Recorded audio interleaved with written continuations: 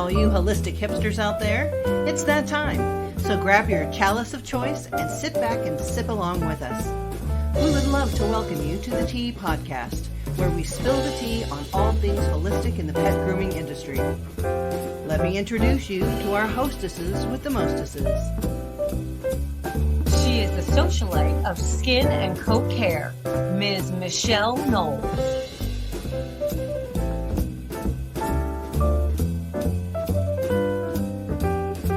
And the queen bee of all things oily, Ms. Melissa Conti-Dieter.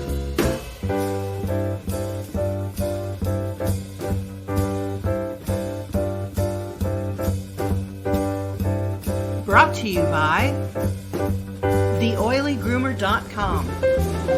Are you searching for a new and more mindful way of grooming? Interested in understanding how to grow your grooming business with a more holistic and organic approach? Please contact Melissa Conti-Dieter at TheOilyGroomer.com so that you can set up a meeting and bring balance and prosperity to your life. And AllThingsPaw.com. Intermediate and advanced courses in pet esthetician work, fear recovery, animal handling, and more. Get your learn on with All Things Paw. Also, classes with Melissa, online and self-guided, intuitive energy work, transitional therapy, and compassionate touchpoint therapy, and more. And the Herbal Paw Pet Apothecary, tailored for the individual pet, phone consultations, history gathering, and the home of the Herbal First Aid Kit. Now, let's get this tea party started.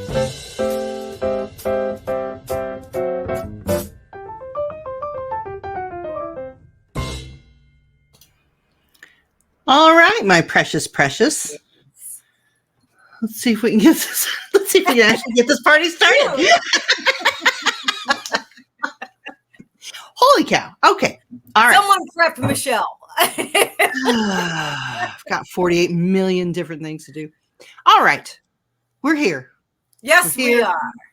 It is a December. Lovely December day. It's apparently snowing in Arizona as our background is. Yeah. Can't build a snowman with it though. No. That's for sure. Unfortunately. No. I'm happy it's not. I'm happy it's not snowing here in the Phoenix metropolitan area. I kind of like it warm. Yeah, me too. So speaking of warm, what's in your cup, Michelle? Okay, she's picking on me, and we're into transparency here. Okay, so when we started this, we've already been through the intro and the whole 9 yards. We had to redo everything because I didn't even have my teacup. I had nothing. It's okay. The show's name is The Tea. Michelle forgot her tea this morning. Whatever. Okay. Human. So today I have my cup. Life is better after tea, because obviously it is, because before I didn't have tea. Yes. It's better. That cup is very apropos. Now I am continuing the holiday tradition. We're doing tangerine peel, clove with a base of chamomile. Oh, yummy. So that's what I'm doing today. Want to see what's in my ginormous holiday? Please, I have to. Merry and bright.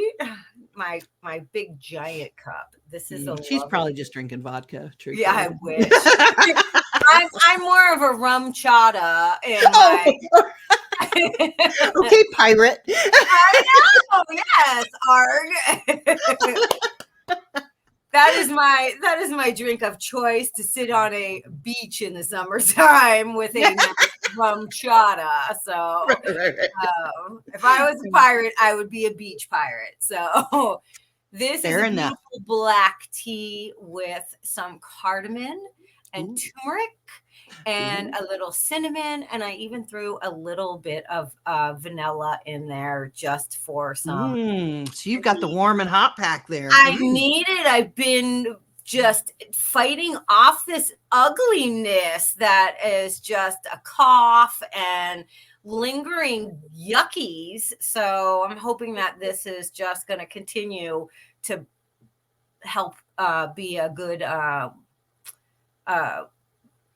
fire in my belly to melt all this yuckiness You get in your my fluids bones. moving. Yeah, I Your have to. lymphatics going. Yeah, that sounds great. Yeah, it's just everybody at work has had it and they have passed it around. I work with so many beautiful, wonderful, young, germy people. It's true. And nowadays, just everybody's so germ conscientious. And I think we have to probably pull back just a little bit because we're going to do what antibiotics are doing. We overuse Yeah, them. It's not supposed to be germ free. You're supposed to no, be able to stimulate and challenge your immune system. yeah, However, cleanliness and good hygiene do count. yes, absolutely. But overdoing anything is Wash your probably going to be. hands. Yes. For So, more than 20 seconds. yes, I had a colleague who used to laugh at me because I washed my hands for so long every single time. Like I do. But we used to work in a veterinary environment and there's all kind of nasties running around there as well. And one day she had to call in because she had pink eye. And I was like, oh, who washes their hands too long now? So yeah, run along with that. yeah. Make sure you're washing your hands. Everybody's That's right. touching everything, and and wipe off your surfaces, your contact surfaces. Yes. It's not just a matter of washing your hands because everything around you is coated in ick. So just wipe down the things, wipe down your doorknobs, things that people touch, the remote, wipe down your remote. You know? I have a spray bottle in the salon in the classroom that I make up with some just regular rubbing alcohol and a smattering of lovely antifungal, antiviral essential oils. Sweet. That is aptly named smell good stuff. I like it. And I like it. Spray that around the room when I before my students even get there, as soon as I get there in the morning, and then I turn the fan on so that it can blow all that around and just kind of cleanse the air. Yeah. So 'tis the season. We are in the season for us to share love and goodwill and germs. So take care of yourself. Yeah. Thank goodness I don't have little children or even little grandchildren, and they don't really live in the same state as me because the children, they go to school, they run around, they touch everything, they don't wash their hands very well just because they're not in the habit of doing it. And man, they can just bring home all kinds of precious things. Yes. So well, and now there's the it's almost like RSV for the dogs that we're seeing this going around as well. So same thing, you know, keep your surfaces clean, wipe your pets off if you've taken them out to the store with you or out places. Wipe their feet. Yeah, wipe their feet and little faces and keep them clean as well. Keep their bedding clean as well. Yes. Yeah. Because they do get the yuckies just as much as we do. Absolutely. So yeah. We want to try and keep their immune systems up. So Noni is here to keep my spirits up today. Aww, she looks like she needed a hug. Yeah, she's a needful creature, but that's okay. So am I. So what do you think our topic is today? Show us, Michelle. Dazzle us with your technology. Yeah, there you go.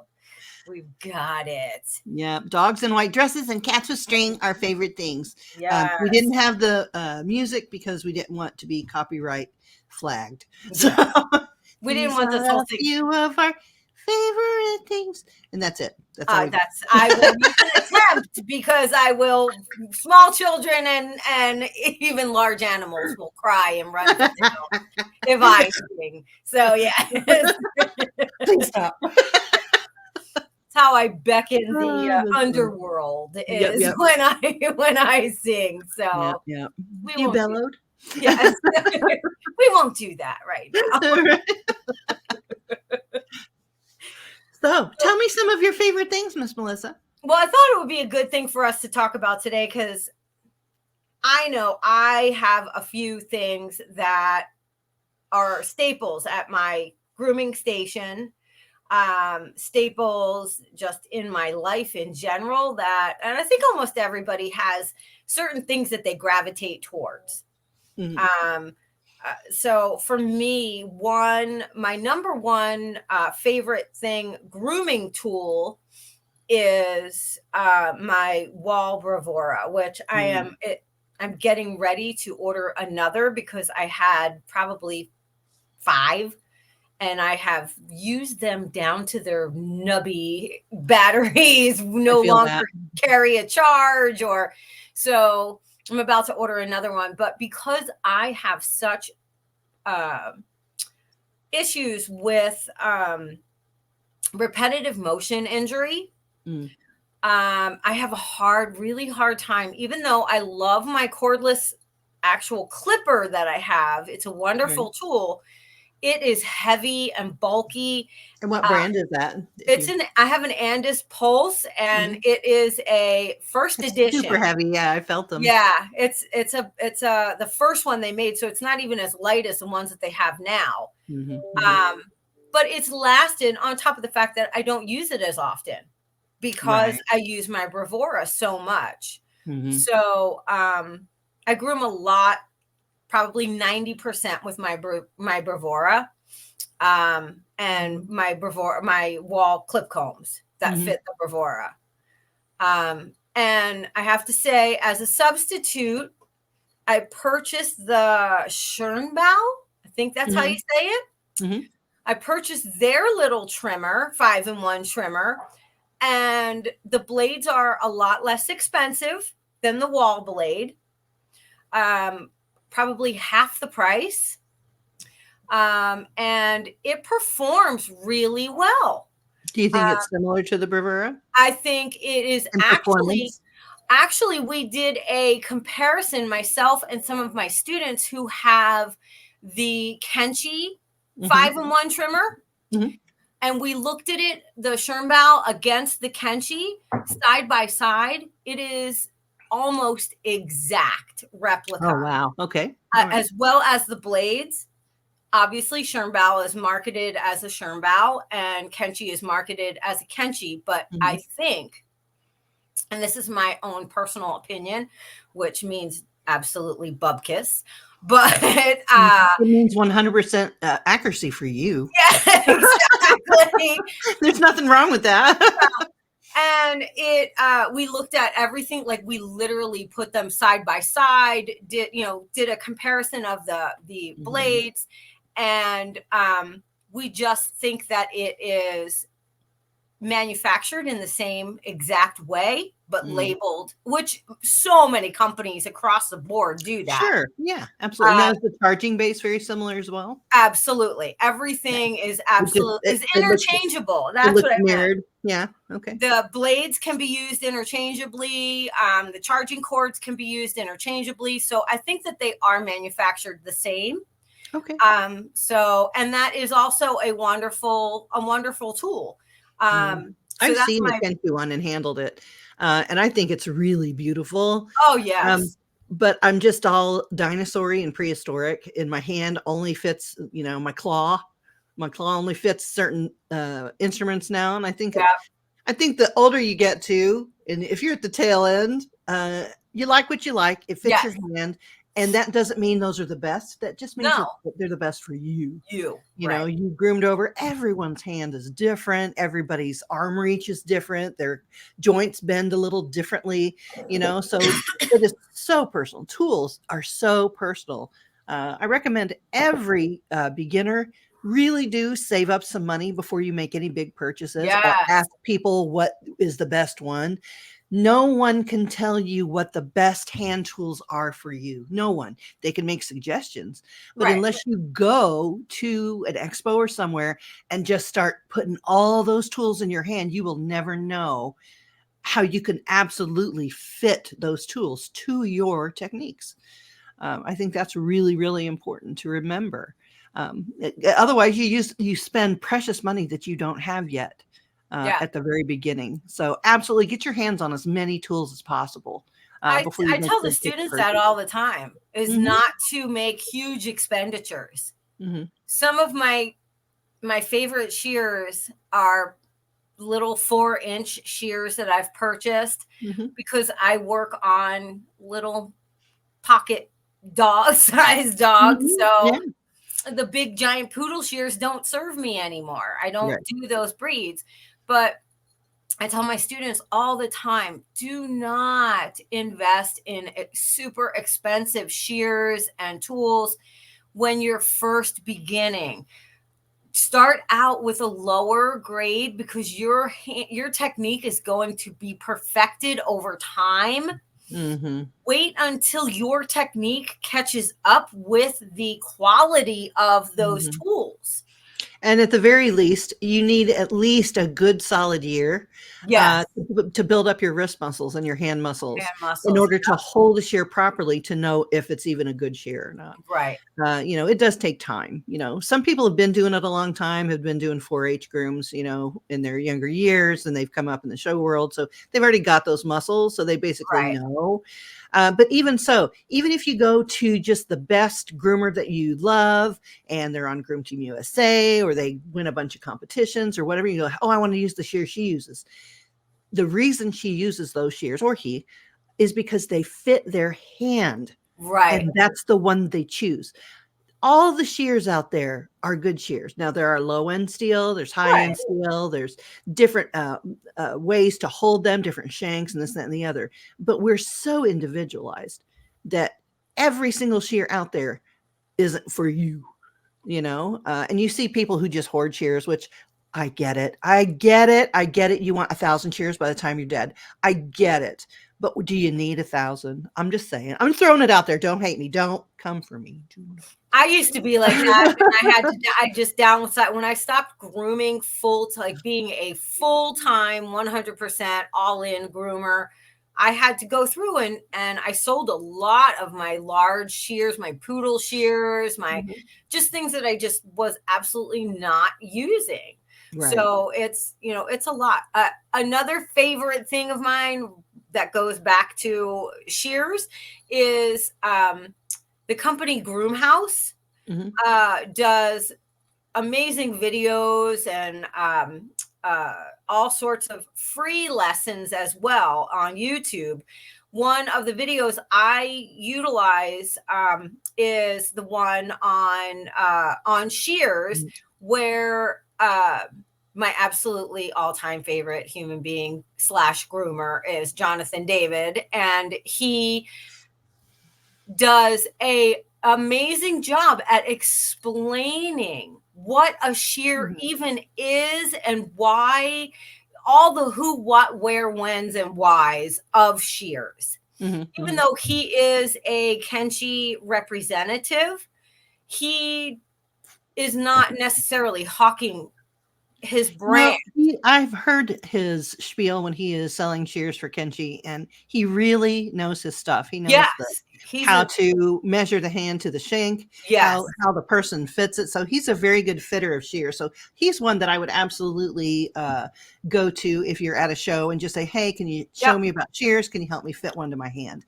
Because he knows what to look for. He knows how you're holding your hand. Another one, if you're in Dallas, Texas, Pam Lauritsen is the queen of fitting shears to hand. So she will absolutely give you some pointers as well. So another favorite thing for me is, even though I have not been able to teach myself how to use them, are the evolution shears. Now, I have seen them in action, and I have seen groomers who have had injury, carpal tunnel and issues. I just don't scissor that much anymore. But I have seen them, and that I think that if I was able to go back to full-time grooming, I would have my hand fit for one of those. They look like they just are amazing, but it's a whole reteaching of how to utilize that tool. So that's the swivel shanks, and those are literally, fitted directly for your actual hand. So that's another one to look into. So those, for me, my favorite shear are my little tiny shears that I use, my little bitties to get into these little tiny faces and little squatty legs. I primarily do Shih Tzus and small breeds. Mm-hmm. So that's what I'm grooming all the time. Although I just got a new doodle customer. Her name's Riley. She's a mini Bernedoodle. So Oh my she's goodness. God, is she adorable. So I have her, and I also have what is he? He's a Bichon Cavalier. Mm-hmm. A doodle, but he's Bichon and Cavalier. Bennett, and he's also adorable. So I've had to pull out, they're a little bit bigger than the usual ones I do. So I've had to kind of pull out my reserve shears that I put aside. Right. They're still not enormous, but they're big for me. Right. So I do have favorites in that category. I don't do a lot of curly coats anymore. So those are my two. I'm trying to kind of get back to that. And my Chris Christensen coral brush is a game changer for those kind of coats. Right. Those long tines, mm-hmm. They work great. Do you have a favorite brush or a favorite comb?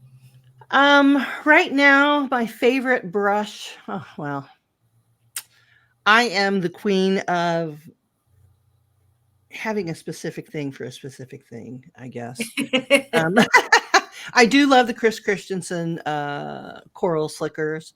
I use only the large, even if the dog is very small, because the small ones, I just can't use the tines correctly. And they're little, but the tines are still full size long. So it's really hard for me to get into. Then I bought the Zolita series that not necessarily knockoff, but a twin to those types of slickers. And I like those a lot for certain coats, but like you, I don't groom a lot anymore.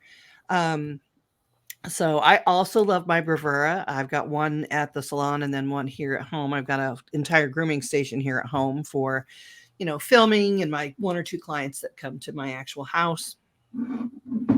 But yeah, I love the honeycombs from the Kohl's. Those are my Aranco, I guess, is their the name they sell them under. I like, let's see. I do like the Zolita combs. I do have an Utsumi Half Moon that I rarely use because that was for all the Bichons that I was doing, and I don't do those anymore. I have Utsumi shears, which at the height of my hand scissoring, those saved my life so many times because they're so precision and they're so well made. It's totally difficult to get left-handed shears that fit your hand. Oh, that's right. You're a lefty. I forgot you were a lefty. There's not enough of us for the manufacturers to invest in the equipment needed to make a true lefty shear. Right. So that we're limited. But if you can get somebody that does those custom shears like Utsumi or whatever, usually you can get a really nice shear. However, in my late life, what I use now almost exclusively is my Zolita shears. It's the Mirage 3 set with the blender. And I also have the Colibri, which is, I do almost all feet with the little Colibri lefty. I don't know if she even has any more of those left. She might, but I don't know. There were only 5. She only made 5. So I don't know if she made more or not. But you may check the Zolita website. Yes, I have used Zolita. They're beautiful. Yeah, those are quality shears, and when they can get sharpened, and they're not so expensive that if the sharpener messes them up, that you're devastated. Right. But my Utsumis, you can't just send them to whatever sharpener. You have to actually send them back to Utsumi in California, Utsumi America, and they have to be sharpened underwater. So I think those are my favorite. Before before a Talon went out of business, I guess a million years ago, I was still telling lefties to go to Talon and get shears. And somebody took me aside and said, I don't think they're selling shears anymore. I'm like, oh, I just went to the website and saw it was viable. I guess nobody took it down. Right. But they're not there. I guess there was a death or whatever. So I still have, and I kick myself because I did sell off my Talon shears when most of them when I got my my Utsumis at one time, but I kept my big 10-inch shear, and that is a shear for a lifetime. That's going to go through, if they care for them, it'll go through 2 more groomers' lifetimes. And when I do give it, I may have to gift it to somebody special because those are a special pair of shears. They cut so smoothly and they're huge, and you would think they'd be really heavy. They are, but the way they cut is so smooth you can't even feel it. It's just like butter. And I just love them. They're my favorite shear, and they're the only one I didn't get rid of from a million years ago. So yeah, as far as your tools, I would say probably, I don't know. I think isn't there a company called Fresh as well that has very low cost shears?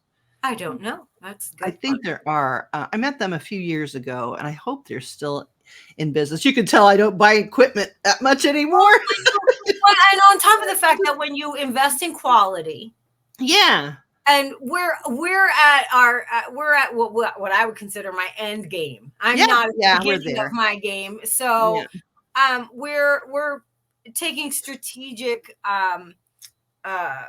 moves to choose equipment that we know is going to last us, because we're not looking to change up. Our form and function is not going to change that much anymore. We're at where we're at.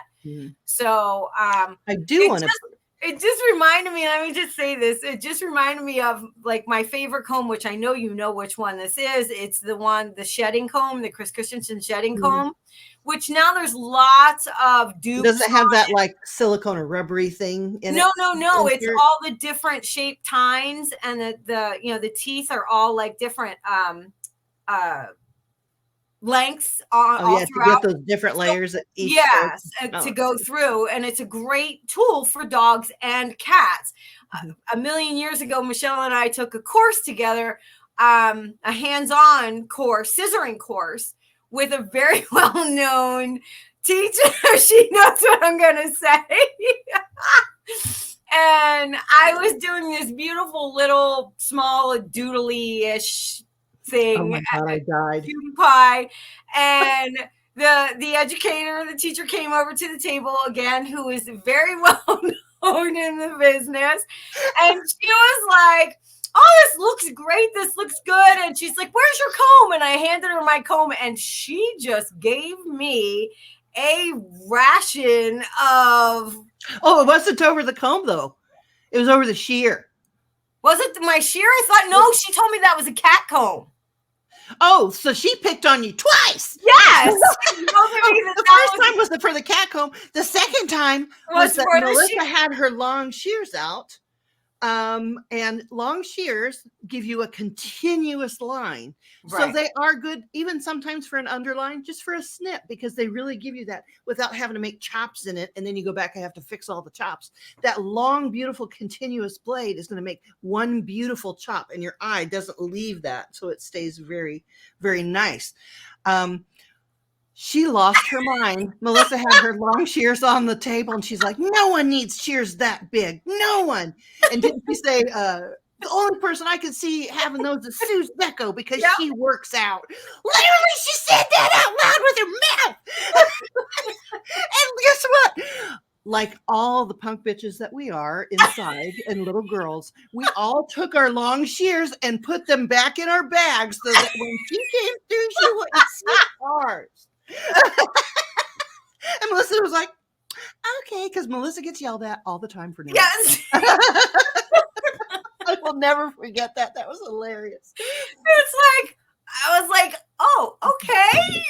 I mean, that was a really full class, and I was the only person that got called out and yelled at. Like, I guess she wasn't yelling at her, but she talks very loudly. I talk very loudly, so I'm just like, oh, okay. literally you could collectively hear everyone in the room be like, I'll just take this. You heard the off whispering my of the scissor case go back underneath. I will never forget that. And you have to take that with a grain of salt because that is her particular opinion. That right. doesn't mean that's the fast rule and no one can ever have long shears. I think long shears should be in every toolbox for a certain thing. Yes. Just like a stripping knife belongs in your toolbox, but you're not using it on every dog. Right. Well, unless that's what you want to do, unless you strip out a bunch of dogs. But I mean, that's a tool in your toolbox. So yes, you should have long shears. Yes, you should have a cat comb. Yes, you should have any comb that you want that does the job you are looking for. Right. The only tool that I have an opinion about is probably the 40 blade on a handle. I don't want to disparage anybody, but yes. The 40 blade on a handle is a specialty tool to get soft coat out of a wire terrier. It is not meant to be put on chows or Dalmatians or bulldogs or poodles labs, or doodles or nothing else but a soft wire, the soft on a wire coat. That's it. That's it. There are alternate tools that can get undercoat out of alternate coat types. So I think that's one of my favorite things about the tools that we use is that there are so many options to choose from nowadays. I remember when I first started, there weren't a whole lot of options. Like you were using stuff that you would use across the board, whether you have a wire coat or you have a curly coat. And you would have to adjust your technique to the tool. Yes. Now, I mean, I feel like my students are so lucky that they have a selection. Such an abundance of things that it's almost like, I tell them constantly, if you're going to purchase something, make sure that you know what the return policy is and how long you have to return it, and then actually use it. And if it does not fit your way of grooming, return it. Because how many of us go, oh, I love this. It's pretty. It's shiny. It's new. And then you get it and you use it and you go, and it goes into the drawer and it never sees the light of day again. It's like there are tools that I've tried so hard to make them work because they look so good. I'm like, oh, and my hand wouldn't wrap around it or fit, or it started to ache. I tried changing the way I did it, how I approached it, how I held my elbow, the whole 9 yards. There are some that just won't work for your hand, and that's not the fault of the tool. It's just how your hand is shaped. So you just have to, thank goodness there is such a glut of different kinds of and different brands of instruments and tools and things like that, because we are just built just a little bit differently everywhere, aren't we? So yeah, I'm glad about that. I tell my students all the time, like when I look at my hands and don't mind my hands right now. We're in this whole healing mode that I'm in, end of the year. So I have removed all things that I was not born with, such as gorgeous, super long lashes and ultra blonde hair and my usual claws. But I look at my hands and I tell them, look, this is a lifetime of grooming. That's why my fingers are crooked. And, this is how this career has manifested on my body. So you have better tool choices now. You have better instruction even now. There's so many places to go. And another of my all-time favorite things is the fact that you can go literally on YouTube and see 100 different ways of doing the same technique, or the same thing. Right. And I'm like, and you don't have to wreck your body. You can take care, and you can have electric tables that go up and down. I remember when I started, we used to cut PVC pipe to fit the bottom of the leg. I'm short. I'm not even 5'2", It's like I'm just over that 5 foot mark. And it's like, and we used to put the big dogs on those tables. I used to groom for the Newfie Club. That's crazy. Yeah. And man, you know, it's like I just said, starting to get colder here in the 70s now, in the 50s at night, and I'm always like, oh, my rotator cuff in my grooming arm and my holding arm. So it saves Alma fingers, Alma wrist, Alma elbow, Alma hair, Alma toe, ow, ow, ow. I think the old timers have groomed long enough to where we have tried all the things, and there is a cohesive way of starting out your grooming career so that you have the longest shelf life possible. Now, when I started, I didn't have that. I developed a ton of bad habits. People yell at me all the time. It is what it is, and we live through it, and we deal with our choices, right? But nowadays, all that information is so available to you. Even the amount of classes that we have nowadays is astounding. When I first started, there was nothing. There were 98 titles in the library, and all of them were those dumb little, meet your Yorkie Terrier. Yeah. That's it. There was no grooming manuals. I'm sure there were. I just didn't find them at the time. But I mean, now you have several different. There was 2 books, the Gladstone books for poodles, right? Yeah, and then Dorothy Wallen. There was that, right. The Art and Business of Grooming, right. We had those kind of things, but and then later they you just mentioned them, the Aranco company and the Kohl's, the Kohl's, and then they came out with a grooming guide.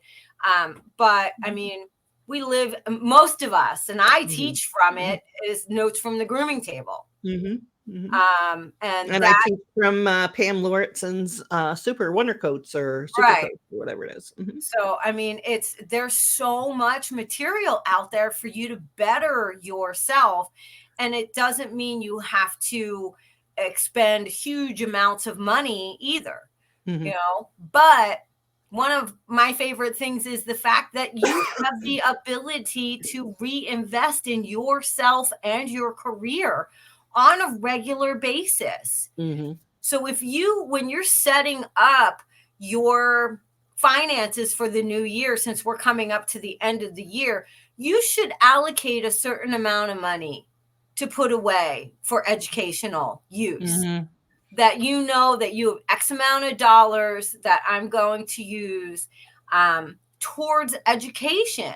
And if your working budget is so tight that you can't do that, then you should at least allocate a certain amount of time that you can go online and watch free videos and free educational things. And a lot of the people that offer online courses have a bunch of freebies, right? That you can just, a lot of basic stuff that you could just go and look at, articles to read, a bunch of it. There wasn't anything like that before. No. And now I think that's one of my favorite things, that as a groomer, if I'm just starting out, there's a ton of places online that I can get low cost courses or free, that I don't have to make the expense of going to a big expo if I'm not ready, if I don't have the money for it, if I don't have the time, because I'm still, investing in my workplace to make sure that I can have a job. If you're first starting out, that first salon job is, it's scary to go in there and say, okay, I've got to make this work. This is my deal. But for all those people who are stuck in a dead end salon job, and think, well, this is all there is. That's not true. You see all those people on TV and at the shows and at the exhibits and the contests and the Groom Team USA and the whole 9 yards. And you think, oh, they're just rolling in money and they've made it and this, that, and the other. And that may or may not be true. Every individual is different. Right. Everybody has different finances, spending habits, the whole 9 yards. However, it is very lucrative. It can be lucrative. It is not lucrative if you don't learn more. You must improve your education. You must improve your knowledge, your techniques. Find out what's out there. There's a ton of stuff that I still haven't put my eyeballs on, and I read like crazy. I soak up education like crazy. And there's a ton of stuff that every time I see somebody's seminar for the first time, and I'm just like, oh my gosh, I'm blown away. There's 3 or 4 things that I never knew, or I didn't know how to do correctly, and I can incorporate them better. Don't stop learning. Don't ever stop learning. So that's one of my very favorite things. And before we get off the subject too, for the lefties out there, there is an awesome groomer, and you might know him already. His name is Scott Wilburn Woods. And he actually now has a class that he teaches at Pet Pro Classic for left-handed people, how to fit your shears. And I talked to him, and he is going to be expanding that. So he tells you everything you need to know about fitting your left-handed shears, how to use them, how to move around the dog, all those different things. I've met him personally, and he is a great guy, great instructor as well. So he won't bore you to death with stuff that you don't need to know. So I would seek him out. I think that you can actually seek him online as well. He's also a member of the Left-Handed Groomers on Facebook. So if you want to get in touch with him, that's a really good place to do it. Build up our lefty army. There you go. I want beautiful cheers for you in the future. A call to left arms. Yeah. Absolutely. Instead of My Left Foot, the movie. Right. It's my left shear. Or when they say a call to arms. Yes. A call to left arms. Yeah. There you go. Yes. I think it's important. Another favorite thing is to let educators that you find useful and relevant to your style, your what you're into in the industry itself, let them know. Mm-hmm. Let them know, not only by supporting them and taking their classes, obviously, but by just dropping a note and saying something. I mean, everybody, if you know me, you know that, my ATF has always been Jonathan David. I have always been in awe of his scissoring skills. I have a whole blog post ode to him on my website. He is and I've met a lot of people, and not to say that they aren't also gracious and wonderful to meet, but he has always been someone who will take the time, even at a busy show when he's in the middle of, so many different things that he has to complete while there, and take a moment to take a picture and say hello and to just be gracious. I have not ever seen him in that other light. You know what I mean? Where he's rude or he's not. I've seen him say, I don't have time right now. I'm sorry. I have to get in for class or something. We all get busy. Yeah. Right. But I mean, overall. So, I mean, I try to support him as much as I can by sharing his videos and the education that he puts out there with my students. Right. There's a lot of different ways that you can support your favorite educators. Just by passing their name along to another groomer that you could say, hey, they have a YouTube channel, they have free information as well as paid classes, or and information and whatever. Yeah. Or even like Mary Aquendo has a subscription. Something like that. I mean, help support those people, because they're literally holding up our industry. They're literally trying to elevate us out of the dank and dirty back rooms. Dirty bra strap. And get us out there of days when, you weren't allowed to talk to a groomer, or nobody sees the groomer, and everything is done behind, closed doors, where we're trying to bring this out. Yeah. And you have to understand also that the people who give you education as well as groom are working 28 days a week. Yeah. It's ridiculous. And all that stuff costs so much money, marketing, materials, anything that's plastic, it's high overhead. So this is how they're making their living. You make your living by doing dogs. So if you get a no-show, or you're not getting any bookings and getting one dog a day, are you paying your mortgage?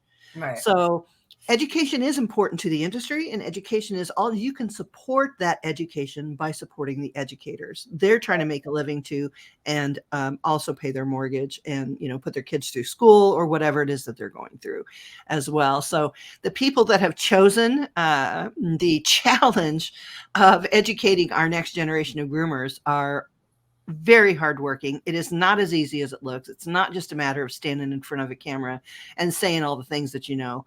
It has to be cohesive. It has to be understandable, and it has to be understandable to a wide variety of intellects. Right. That is a challenge, and it's a worthwhile endeavor. But support your local groomer, support your local educator, support the people who are judges, support the people who are support staff, who get the dogs for us at the expos, Right. all the people who are behind the scenes and don't really have their name in the credits. You would not believe the machine that the grooming industry is becoming. And that's also my favorite thing. We're on the cusp of becoming real. Yes. My fingers are quoting, unquoting. Yeah. Air quotes. But we are really on the verge of becoming a real profession with respect and recognition, by others in other industries. So, the people that are working hard in the legalities, the people who have your state association, frequent them, support them with your dollars, go to their educational seminars. If they are also making products, support them with the products. If the products aren't any good, give them feedback. Feedback. Oh my goodness. Yes. We all want feedback so we can die by that. Mm-hmm. We want so badly to be able to share what we feel like is our purpose. Mm-hmm. And so when we don't get any feedback, it's very hard for us to change and grow, and it's just up to us to be like, okay, well, this was last year, and this year I guess I'll switch this up or whatever. Mm-hmm. But when you say, hey, I took your class, I enjoyed it, but these are things I think I would change, or these are things I wish you would have discussed, or topics, mm-hmm. even for us on the podcast, send us topics, please. Yeah. You want us to talk about something? We will talk about anything. Right. Literally anything. Yeah. And I mean anything. Yeah, but that's truthfully because we want to meet you where you are. Absolutely. Yeah. And even though we've both said that we are no longer full-time grooming, and both of us still groom. I groom from home. I have a home studio, and I've posted little videos here and there. They throw me a dog every once in a while on crazy busy days at Twin Tails at the academy. We have people out sick, whatever. They'll be like, hey, can you take this? So, I still get to work on dogs that I've never worked on before, and so that keeps me fresh as well. But I still live for that client feedback when I take that dog up there and, they look great, or the indifferent one. Thanks. Right. So I still feel like that.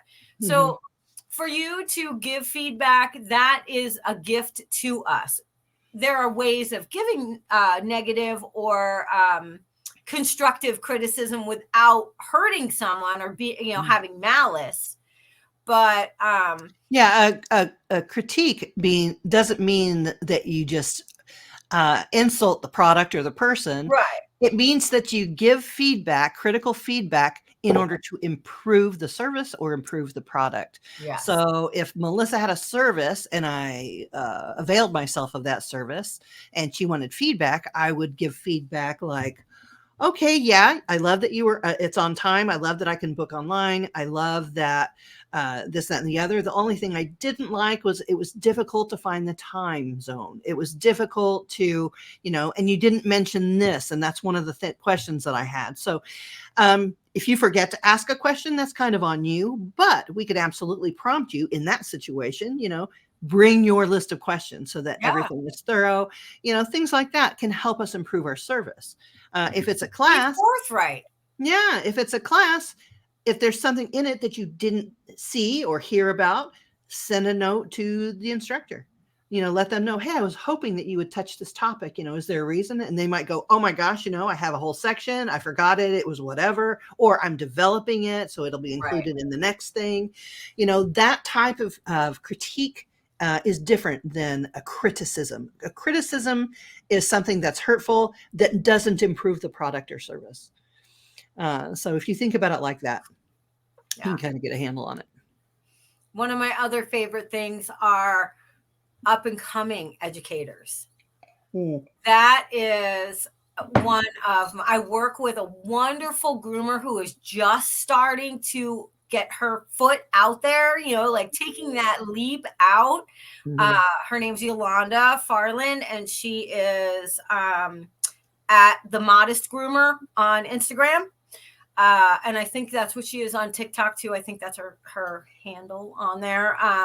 But she's an amazing both feline and canine groomer, and just starting to get out there and educate. And we don't have enough groomers, and we really don't have enough educators. We really need fresh faces, fresh ideas, new concepts. And so I applaud all of those that are stepping forward to say, hey, I really want to teach. I may not be 150 years old like Melissa, but I have something to say. And you do, and it's needed and it's wanted. And it's important that you step forward. If you have that in your heart and on your soul that you really want to teach, then you really need to pursue that. I have to say, about 7 years ago, I made my goal that I was going to teach more and actually physically groom less. And I'm actually doing that. I'm amending it at all times. You know what I mean? Michelle knows exactly what I mean. But, what's your name? My name is Edit. That's what my name is. But I'm doing it. I created that reality for myself. Is it easy? Hell no. No. And I still think about whatever I make when I sell classes online, or if I do a class or a speaking engagement or whatever, my groomer brain still thinks about it as that's just the amount of dogs I would have groomed.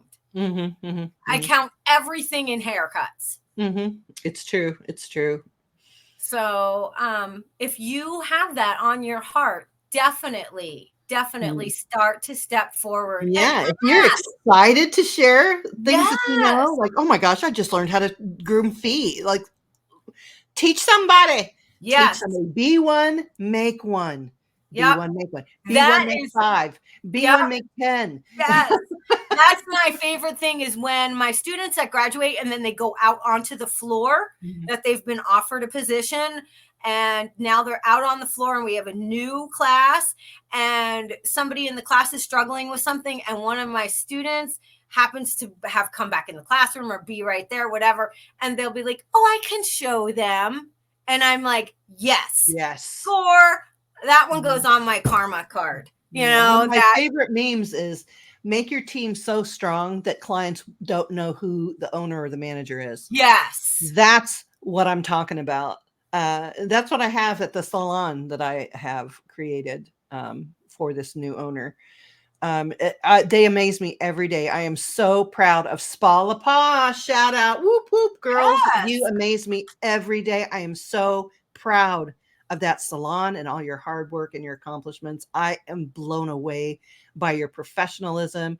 You make me look like a trash hound, and I am so happy for you guys. Every time I walk in, it's just like a dream come true. You've made my last salon consultation before I left grooming a dream. You have made it a dream. I feel pampered and cared for as I'm walking out of your door, and each and every one of you have a very special place in my heart. And that is something that is not usual. So for people like you and I, that we do not own our own salon. And that's a big question that I get a lot. Why do you work for someone else? Why don't you have your own?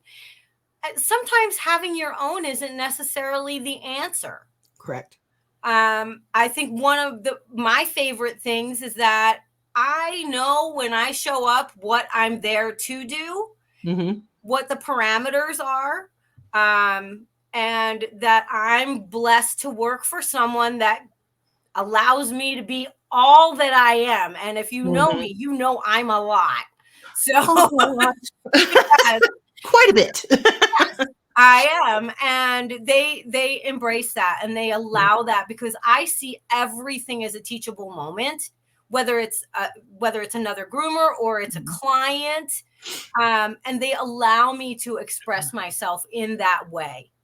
And they appreciate that about me. And so if you are somewhere and you do not feel like you are being appreciated for who you are, then that's an important thing, that you need to seek out an opportunity for yourself, that you feel value in your position. Doesn't necessarily mean that you have to own the salon. I've been there. I've done that. I've had my own salon. I prefer this. This is, for me, the perfect blend of me being able to work with an actual class and then work with other groomers on varying levels of experience that I still am able to learn from and give to. So that works for me. But you need to find your favorite spot, your place where you feel your purpose is fulfilled. You bring up a really good point too, Melissa. I have a large portion of my career has been working for someone else instead of owning my own salon. I have owned before, but if your end game is to have that brick and mortar or that business or whatever, and you're going to ride that until retirement, that's great. Yeah, that's fabulous. That's a lovely career and very lucrative, and you can have everything you ever dreamed of by doing that. However, I had a different mission and a different dream, which is what I'm developing right now. And if you're a salon owner, you have to own the salon. You've got to make sure everything's running. You got to be there every day. You got to do this, you got to do that. I was developing my education. I was developing my apothecary. I was developing all kinds. I don't have time to own a salon. Right. I don't have time for that. I needed someone who understood my needs and let me work within the parameters of their salon, which I am so grateful for. I'm so grateful. And that's a favorite thing, are those business owners out there, those salon owners out there that allow those of us that our dream is not to be behind the table forever. Not that there's anything wrong with that. Right. Absolutely. It just depends on where you want to be and what you want to do. That's fine. If you just want to be a groomer and not ever own a salon and not ever teach or not ever do anything and just make a nice little living, that's fine too. There's nothing wrong with that. No. And for the new year, Mary Aquendo and I are developing an idea called Pet Salon Rescue TV. And one of the reasons I took on this salon that is now a very ultra high-end salon in a very ultra high-end area is I wanted to show what could be done when you take the mentorship of all these people and put it into a salon that is really struggling, getting ready to close its doors, or really wants to go into that next level. So it's been 3 or 4 years in the making at this particular salon. We've gone through 2 owners. We've gone through a huge remodel, a huge overhaul in protocol, and a huge overhaul in clientele. And management. Holy cow. And now it's running like a well-oiled machine. And that is what we can do for a salon that doesn't know how to get there. So in the new year, you'll be seeing these commercials come out for salon rescue. And that's where we choose mentors for you, depending on your issue. And we go there and we film it. It's kind of like Tabitha Salon Takeover, but without all the hatred. It's more nourishment. Right. Nourishment. We're going to show you how to do more like Queer Eye. Yeah. But Queer Eye for the groomer people. Kind of like kitchen nightmares, but not so With much love. Yeah. With no anger. So Yeah. we would like, and there is an actual pet salon rescue. There is an actual, if you go to allthingspaw.com, there is a little blurb in there, or you can just email one of us and we'll get the information to you. So it's a developing idea, but this is eventually going to be on a cable television network. So it's going to be really neat. We're getting all the foundations. We've got a few applications for mentors already in, and a couple of applications for salons that need help. But once we put it together, you're going to see the salon that I just did. You're going to see all of the things that we went through, and we're going to help people raise the roof on their salons and their business experience, so they can make more money, be more prestigious, have things flow more smoothly, and have a better quality of life. You spend most of your life at work. It should be a quality life. It shouldn't be just full of disgusting hair, can't afford this, that's not running smoothly, that's broken. All those things will happen. But if you manage it correctly, it will happen on a schedule and everything will be seamless as possible. So. Well, that's one of my favorite things, is that we can always help one another. Absolutely. And this is the season. Yes. The reason for the season. Yep. So we're rounded up our hour, and this has been a good episode. I really enjoyed talking about this stuff. Me too. I think that we don't talk about these things. I think these things get left to the side because everybody is wanting that perfect Bashan head, myself included. Or the perfect product, the perfect shampoo, the perfect foot. How do you do that pompon? How do you, on and on. I will say this, and I tell my children this all the time. There is no such thing as perfect. There are moments in time of small little glints of God perfection. Only gives us glimpses of the state of grace. Because we can't live with perfection because we're still human. Because this is not perfected yet. No, so not take at all. it when you have it and appreciate it and see it as the blessing that it is, and know that it's not going to last forever. So just figure, this is what I did to get here. So now this is what I need to do to get here, because it's a constant plan. Right. So, and that's one of my favorite things, is the ability for us to help each other see perfection, where sometimes all we can see is chaos. Mm-hmm. And my best, most favoriteest thing as we send out, that would be dogs. I love dogs. I love dogs a lot. People who know me know how much I love dogs. It is an obsession and a love for forever. I've loved them for thousands of years, and I will love them for thousands more. And yes, I'm quoting that song. I love them so much. But anywho, Melissa. Yes. Until next time, Absolutely. May your next sip be just as delicious as your last. Yes. And have a merry, merry. Yep. And I'll even play our. That is my last sip too. Oh, yeah. Look at I'm all out. Time for more tea. Time for more. And then guess what? Get back to work, Melissa. Yes, I know. Back to the grindstone. I love you so much. And we'll talk to you.